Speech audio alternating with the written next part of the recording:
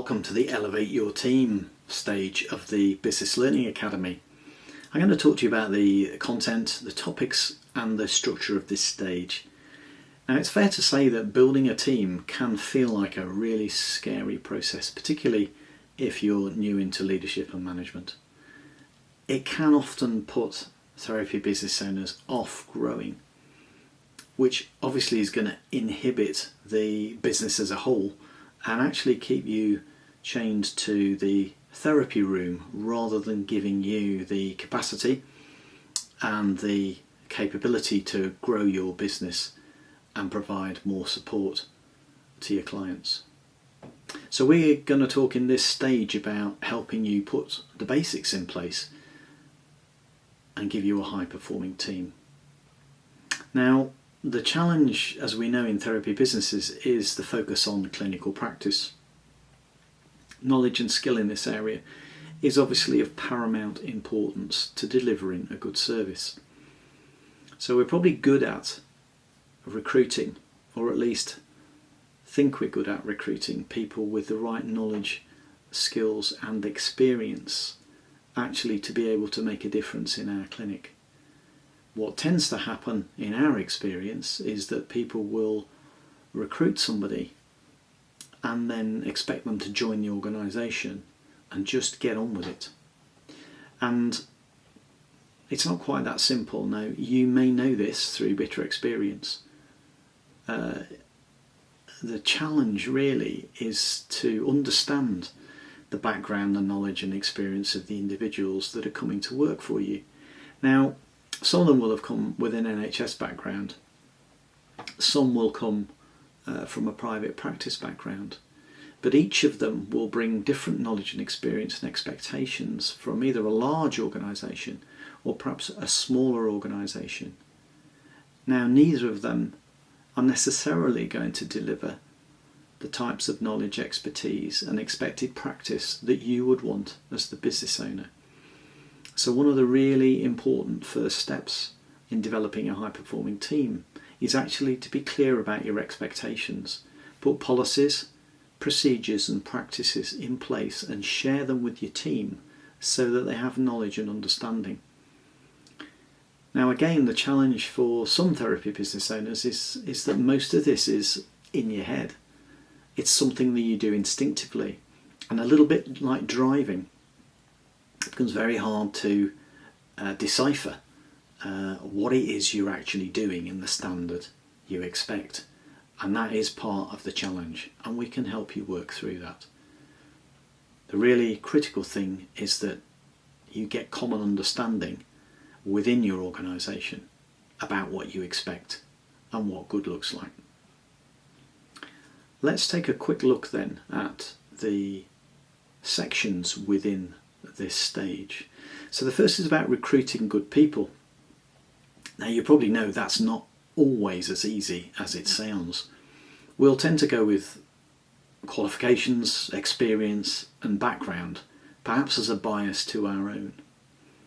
But it's a competitive market out there, and you need to be doing more these days than just sticking an advert on a digital platform.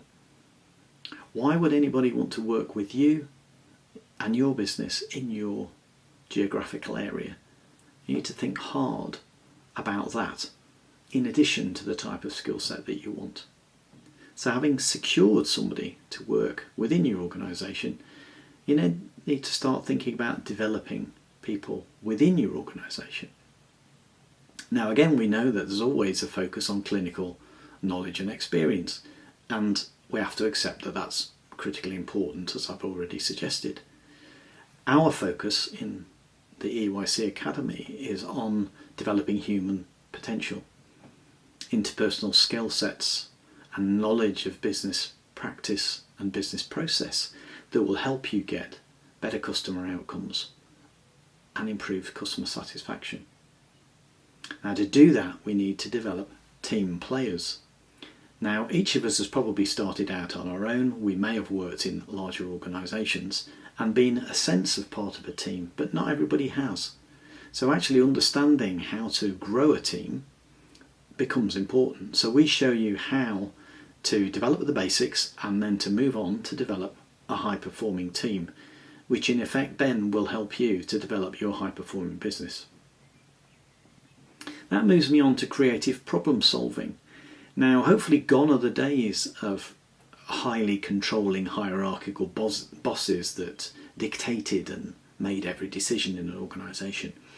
Hopefully you are a little bit more empowering in your thoughts as a leader and a manager within your organisation. But just how do you engage your team and how do you get improvement? So we look at ways of increasing that engagement and encouraging individuals within the organisation to focus on constant improvement, giving you better clinical practice, better business practice, better business outcomes, which will lead to better client recovery and better customer satisfaction. But that might not always be the case, and that moves us on to what we've called performance conversations. And we know this is an area that often breathes a bit of fear into therapy business owners, and we've got some good, some bad and some ugly experiences. The key to starting out is to be good at goal setting, to be good at identifying measures and outcomes that will help your team to deliver good outcomes. Good outcomes not only for them and their patients, but also for business improvement. Now again, this doesn't always end up in the way that we might want. So the important thing is then that we have good endings. So we have fair processes, good practices, the opportunity for individuals to give of their best and to learn and improve. And if that doesn't happen, then you need a fair way to exit an individual from your organisation. And in some instances that takes me on to our final section in this stage, which is to think about health and well-being. Now, we are a health industry, so naturally we might think that we're good at this. But actually, are we creating the opportunities that we should be in terms of managing good practice and good health within our organisation so that our employees are able to give of their best? What challenges do we face as a business? What challenges do individuals within your organisation face at certain times in their life? Whilst it's true they have a duty to turn up to work and to do good work in accordance with your rules and practice, you also have a duty of care to them as their employer. The work environment is a critical part of that success, and getting a balance between that opportunity and that challenge and supporting people's well-being but actually achieving good performance is a fine balance, and we talk further about that within this stage. So there you have it, an overview of the Elevating Your Team Performance stage of the Business Learning Academy. Hi, I'm Phil from Elevate Clinic. Now, we know you're keen to avoid the mistakes that we made in the past and find the shortcuts to running a high-performing clinic. The EYC Academy is a cost-effective way of developing your knowledge and learning how to run a great business. A business that clients, employees, associates and other stakeholders will all rave about. To find out more, please follow the link in the description below, and we look forward to seeing you in the EYC Academy.